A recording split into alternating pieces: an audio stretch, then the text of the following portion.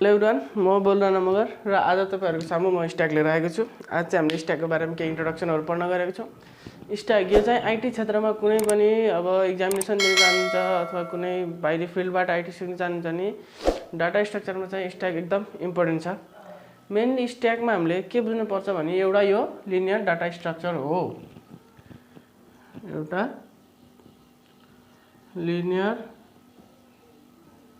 Data structure हो। यसलाई चाहिँ हामीले non primitive linear data structure पनि भन्न सकिन्छ है त।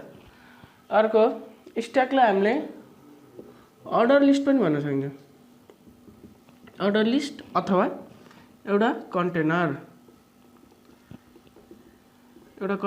जसले के गर्छ डाटाहरु चाहिँ स्टोर गर्छ।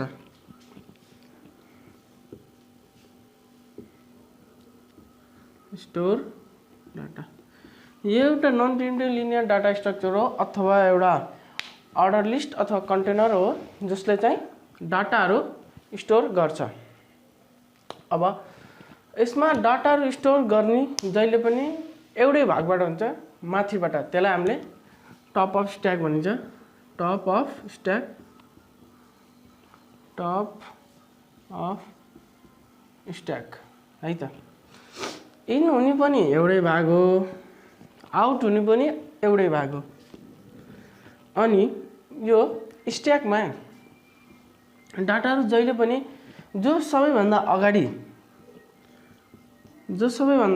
अगाडि राखिन्छ फर्स्ट इन त्यो लास्ट आउट हुन्छ। फर्स्ट इन लास्ट आउट अथवा लास्ट इन फर्स्ट आउट हुन्छ। जस्तै कि बिहा वर्गमा राखिएको खाना राखिएका प्लेटहरु जुन सुरुमा अगाडिपट्टि हुन्छ लास्टको मान्छे ल्याएर खान्छ, मिन्स लास्टमा त्यो आएर निस्किन्छ। त्यो चाहिँ स्ट्याकको रूपमा राख्न सकिन्छ। अथवा कोइनहरुको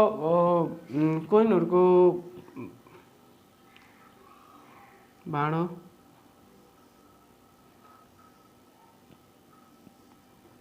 जस्तै यो कोइनहरु हो, एउटा दुईटा तीनटा मस्त सुरुमा जुन कोइन राखिन्छ त्यो चाहिँ लास्टमा निस्किन्छ। त्यो चाहिँ स्ट्याक हामीले लिन पनि सक्यो एज एक्जाम्पल। अब स्ट्याकलाई हामीले ड्रइङ गरौँ है त। जस्तै यो हाम्रो स्ट्याक हो कन्टेनर र यसमा हामीले के राखिन्छ डाटा राखिन्छ है त। हामीले यसमा डाटा राखिन्छ अनि हामीले यसलाई डाटा निकाल्न पनि पर्यो। यो सबैभन्दा माथिको भागलाई हामीले टिओएस भन्छ, टप अफ स्ट्याक।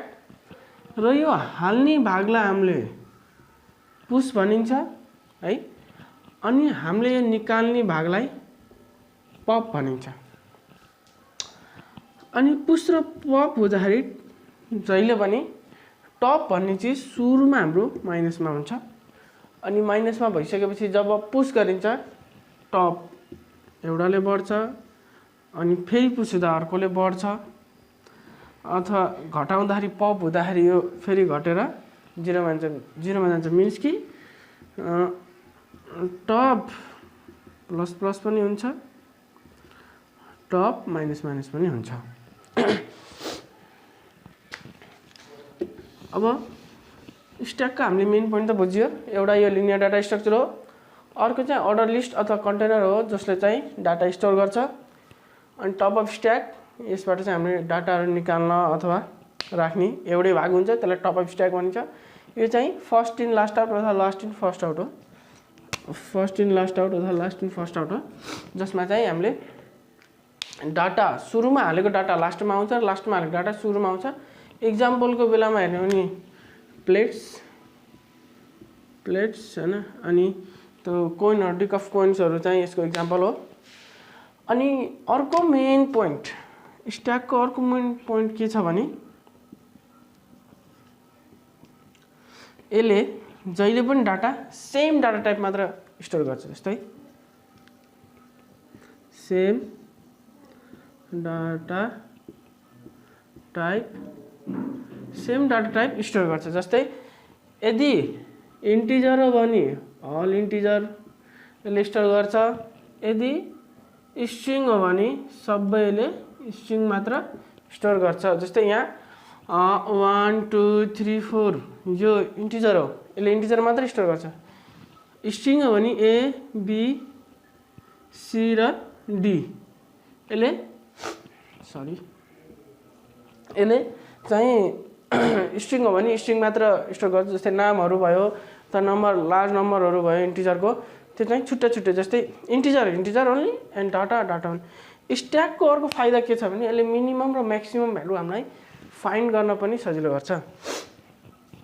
अहिलेको लागि यो मेटम स्ट्याक हामीले दुईटा तरिकाले स्टोर गरिन्छ। मेमोरी एलोकेसन यसले दुईटा तरिकाले हुन्छ। पहिलो मेमोरी एलोकेसन रहेको छ हाम्रो static memory allocation, statically memory allocation, र अर्को छ हाम्रो dynamic memory allocation. Static memory allocation यो सर्ट फर्ममा लेखिन्छु र dynamic memory allocation. Static memory एलोकेसनमा हामीले एरे युज गर्छौँ। डाइनामिक मेमोरी एलोकेसनमा हामीले लिङ्क लिस्टहरू युज गर्छौँ है। एरेमा हामीले एरे आइसकेपछि एउटा कुरा के थाहा हुनु पर्यो भने हामीले चाहिँ साइज पहिले डिक्लेयर गर्नुपर्छ। एरेमा हामीले साइज पहिले डिक्लेयर गर्नुपर्छ। जस्तै लेट अस सपोज यो हाम्रो स्ट्याक हो हैन। स्ट्याक भइसकेपछि यसले यो कन्टेनरले कतिसम्म हाम्रो डाटा स्टोर गर्न सक्छ त। जस्तै यसको क्यापेसिटी लेट अस सपोज हामीसँग 7 छ।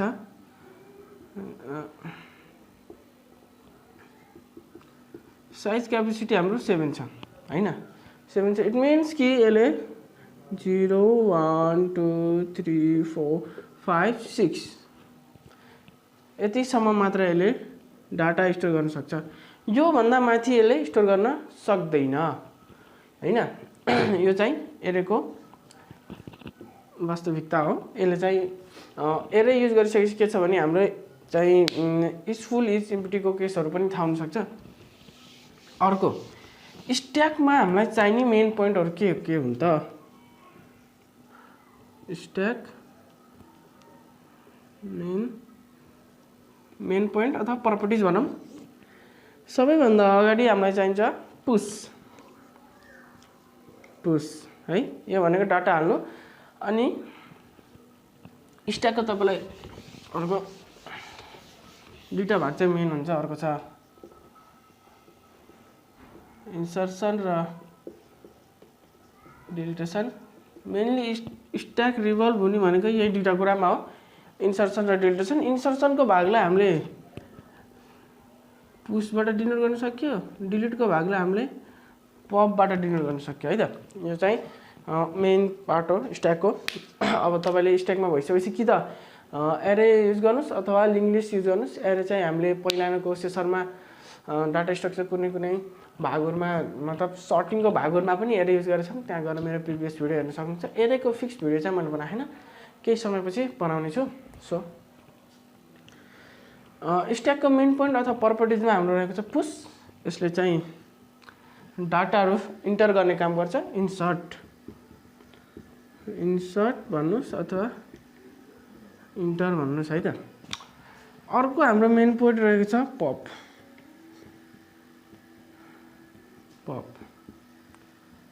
डिलिट अथवा लिभ है।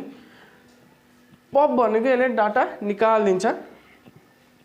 अनि यो दुईटै हुने भाग भनेको जहिले नि टप अफ स्ट्याकबाट हो, टिओएस अल्सो नोन एज टिओएस। अर्को हामीलाई चाहिने भनेको पिक अथवा टप। हाम्रो डाटा हालिसकेपछि अथवा डिलिट भइसकेपछि त्यो कुन नम्बरमा छ त।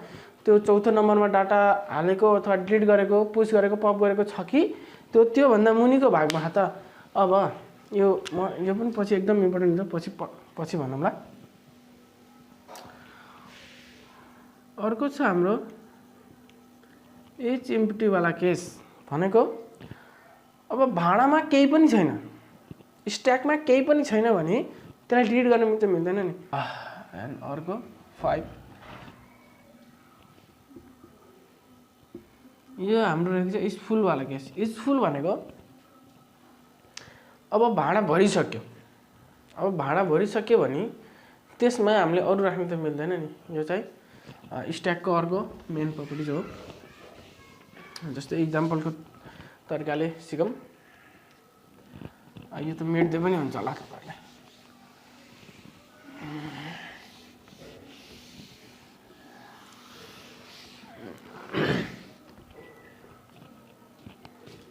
जस्तै यो हाम्रो एउटा स्ट्याक हो। यो हाम्रो स्ट्याक हो। 0 1 2 3 4 5 6 है। 1 2 3 4 5 6 साइज हामीले राख्यौँ 7 है। अब हाम्रो टप जहिले पनि -1 बाट स्टार्ट हुन्छ। अनि यो हाम्रो रहेको छ स्ट्याक है।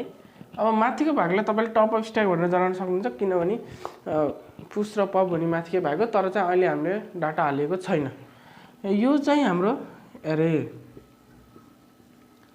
मिन्स हाम्रो 7 वटासम्म मात्र डाटा राख्न सकिन्छ। एरेमा हामीले जहिले पनि स्टार्ट गर्ने भने 0 देखि 0 1 2 3 4 5 6 यो हाम्रो क्यापेसिटी भयो। अब सबैभन्दा अगाडि हामीले पुस त गर्नु पर्यो नि। भ्यालु पुस गर्नको लागि त्यसको लागि हामीले के गर्नु पर्यो, टपलाई बढाउनु पर्यो। माइनस हुने ठाउँमा त हाम्रो छैन। यहाँ त हाम्रो छैन नि त, यहाँ डाटा राख्न मिल्दैन नि त। पुस गरेर के गर्ने, त्यसको लागि हामीले टप बढ्यो। टप हाम्रो बढ्यो। टप बढेर हाम्रो 2 स्टोर यहाँ भयो है। अब फेरि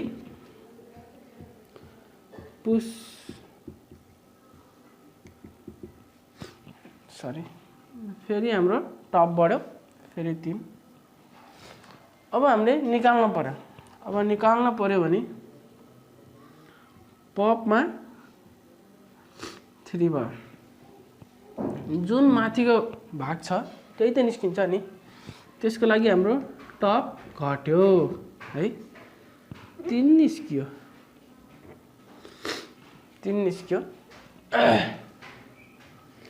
फेरि पप हाम्रो टप निस्कियो। अब यो वाला टप हाम्रो निस्किन्छ।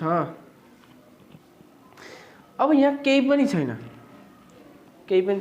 यो हो हाम्रो इज इम्प्टी वाला केस। यो हाम्रो इज इम्प्टी वाला केस। यदि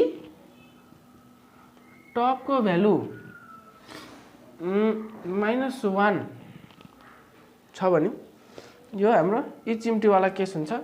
अथवा अब फेरि पप गरेर यहाँबाट केही निकाल्न मिल्छ मिल्दैन नि। अब केही निकाल्न त मिल्दैन। अब यहाँबाट हामीले के निकाल्न मिल्छ, केही पनि निकाल्न मिल्दैन। यो चाहिँ हाम्रो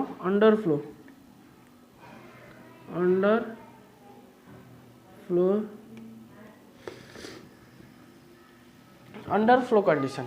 अब हाम्रो के भयो, अन्डरफ्लो कन्डिसन भयो। एउटामा भयो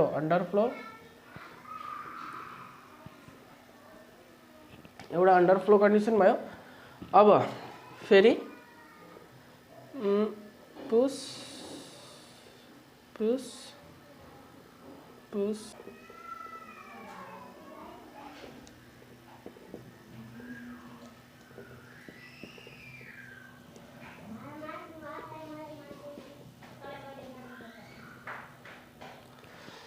अब हेर्नुहोस् है। अब के छ, सुरुमा हामीले भ्यालु राख्यो 1। फेरि हामीले त्यस्तै गरेर 2, त्यसपछि 3, त्यसपछि 4, त्यसपछि 5 6 7 7सम्म त हामीले भ्यालु राख्यो। योभन्दा माथि राख्न मिल्छ? योभन्दा माथि टप अफ स्ट्याक भन्दा माथि भ्यालु राख्न मिल्छ मिल्दैन नि। जस्तै हामीले फेरि पुस गरेछ 8 मिल्छ मिल्दैन। यो वाला कन्डिसनलाई हामीले ओभरफ्लो कन्डिसन भन्नु पर्यो। ओभरफ्लो कन्डिसन अथवा साइजको भ्यालु जुन हामीले राखेछ, जस्तै टोटल साइजको भ्यालु एरेको भ्यालु भन्दा -1। एरेको भ्यालु हामीले चाहिँ के छ, 0 देखि 6 सम्म हाम्रो एरेको भ्यालु छ। अनि चाहिँ तर साइजको भ्यालु के छ, साइज -1 सम्म। यदि साइज -1 सम्म स्टोरेजको भ्यालु साइज -1 सम्म आयो भने हाम्रो ओभरफ्लो कन्डिसन हुन्छ। त्यो भन्दा माथि हाम्रो जान मिलेन। मिन्स अब त्यो भन्दा माथि डाटा राख्नु एउटा हो, माथि डाटा राख्न नमिल्ने ला हामीले ओभरफ्लो। अब भ्याइएको भन्दा बढी डाटा हाल्ने अन्डरफ्लो। टपको भ्यालु -1 छ भने इच इम्प्टी र यो माथिको साइजमा बराबर छ भने इच फुल भन्ने केस लागु हुन्छ। यो चाहिँ हाम्रो स्ट्याकको ब्रिफ डिस्कसन। सबभन्दा अगाडि हामीले के पढ्यौँ, स्ट्याकमा एउटा लिनियर डाटा स्ट्रक्चर, अर्को चाहिँ अर्डर लिस्ट अथवा कन्टेनर, अनि त्यसपछि इन्सर्सन डिलिटेसन, अनि स्ट्याकको एज एक्जाम्पल जस्तै कि बिहा वर्गमा राखिएको प्लेट अनि डिक्काहरू, जस्तै कोइनको डिक्काहरू राख्दाखेरि सुरुमा राखेको कोइन लास्टमा निस्किन्छ, त्यो पनि स्ट्याकको एक्जाम्पल भयो। अनि स्ट्याकमा भएको चाहिँ हामीले मेमोरी एलोकेसन दुईटा मेमोरी एलोकेसन हुन्छ। स्ट्याटिकमा हामीले एरे युज गरिन्छ भने डाइनामिकमा हामीले लिङ्क लिस्ट युज गरिन्छ। स्ट्याटिक मेमोरी एलोकेसन र डाइनामिक मेमोरी एलोकेसन। अनि प्रपर्टिज अथवा मेन पोइन्टमा पुश पप। पुश भनेको डाटा इन्सर्ट गर्ने हाल्ने इन्सर्सनमा, पप भनेको डाटा निकाल्ने। अनि अर्को छ हाम्रो इच इम्प्टी इच फुल र टपवाला, त्यसलाई चाहिँ हामीले टिओएस पनि भनेर बुझ्नु पर्यो। टप अफ स्ट्याक, जुनबाट हामीले डाटाहरू निकाल्ने र डिलिट गर्ने चाहिँ एउटै भागबाट गरिन्छ, टप अफ स्ट्याक। अनि टपले चाहिँ हाम्रो डाटा कुन ठाउँमा छ त भनेर जनाउने काम गर्छ। अनि एरेमा चाहिँ फुल साइजहरू चेक हुन्छ, जस्तै इच इम्प्टी र इच फुल पनि टपबाटै चेक हुन्छ भने ओभरफ्लो र अन्डरफ्लो कन्डिसनमा चाहिँ जस्तै टपको यदि एमपिटी छ, भ्यालु एमपिटी छ, कन्टेनर एमपिटी छ, त्यहाँबाट पनि निकाल्न खोज्ने कन्डिसनलाई हामीले अन्डरफ्लो कन्डिसन भनिन्छ। अब फुल भइसक्यो, भ्यालु फुल भइसक्यो, त्यसमा पनि हामीले भ्यालु पुश गर्न खोज्यो अथवा हाल्न खोज्यो भने त्यसलाई ओभरफ्लो कन्डिसन भनिन्छ। अब स्ट्याक केमा लागु हुन्छ त,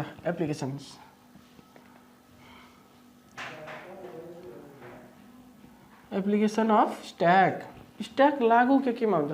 जस्तै पनि कुनै भ्यालुहरूलाई हामीले स्ट्रिङहरूलाई रिभर्स गर्नु पर्यो, रिभर्स स्ट्रिङ गर्नु पर्यो। जस्तै ABCD र ईलाई हामीले EDCD र A, यो हाम्रो रिभर्स स्ट्रिङको केस। अब अर्को अन्डोवाला केस, जस्तै हामीले कुनै पनि जस्तै ABC र D। अब अन्डो गर्दाखेरि के हुन्छ, हाम्रो पहिला गरेको सबैभन्दा अगाडि जुन, मतलब सबैभन्दा पछाडि जुन डाटा चाहिँ हामीले लेखिन्छ अथवा राइट गरिन्छ त्यो चाहिँ हाम्रो निस्किन्छ, कट हुन्छ। D भयो, त्यसपछि C भयो, B र A, यो चाहिँ अन्डोको केस। यो अन्डोवाला केस जुन छ धेरैमा काम लाग्छ। Microsoft power point, Microsoft word, अनि त्यसपछि ल्याएर तपाईँको फोटोसपहरू, इलिस्ट्रेटरहरू धेरैमा काम लाग्छ। यो चाहिँ एकदम याद गर्नु होला। अब यो चाहिँ Ctrl+Z ले गर्छ म्याक्सिमम चाहिँ अन्डो चाहिँ। अनि अर्को चाहिँ हाम्रो रिकर्सन अथवा फङ्सन कल। अब भइसकेको सुरुमा भइसकेको फङ्सनलाई फेरि कल गर्ने चाहिँ हाम्रो फङ्सन कल हुन्छ अथवा रिकर्सन। अनि 4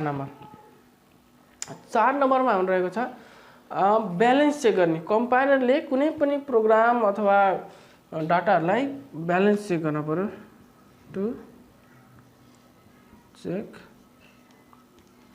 ब्यालेन्स। जस्तै कि हाम्रो यो कर्ली ब्राकेट तिनवटा खुल्यो त तब तिनटै बन्द हुनु पर्यो नि पालै पालो है। यो चाहिँ हाम्रो ब्यालेन्स चेक जुन कम्पाइलरहरूले गर्छ त्यो चाहिँ हाम्रो एप्लिकेसनमा पनि पर्छ स्ट्याकको। अनि अर्को रहेको छ जस्तै कि तपाईँलाई पोस्टफिक्स प्रिफिक्सहरूमा इभ्यालुएसन गर्न पर्यो अथवा चेन्ज गर्न पर्यो भने त्यतिखेर पनि हाम्रो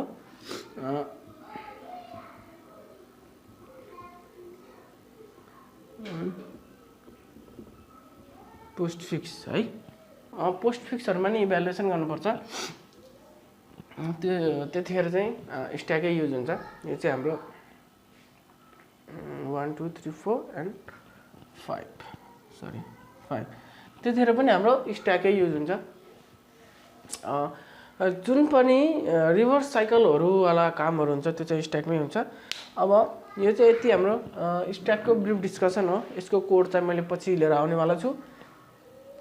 स्ट्याकको इम्पोर्टेन्स हेर्नुहुन्छ भने यो चाहिँ एकदम कुनै पनि ट्युको इक्जामहरूमा अथवा इन्जिनियरिङ कम्प्युटर इन्जिनियरिङहरूमा देखि लिएर धेरै आइटी सेक्टरहरूमा यदि तपाईँहरूले डाटा स्ट्रक्चरतिर जान्न चाहनुहुन्छ भने पछि गएर डाटा इभ्यालुएसनहरू गर्न चाहनुहुन्छ भने यो चाहिँ स्ट्याक एकदम इम्पोर्टेन्ट छ। यति भन्दै आजको भिडियो अन्त्य गरौँ। हस्, धन्यवाद।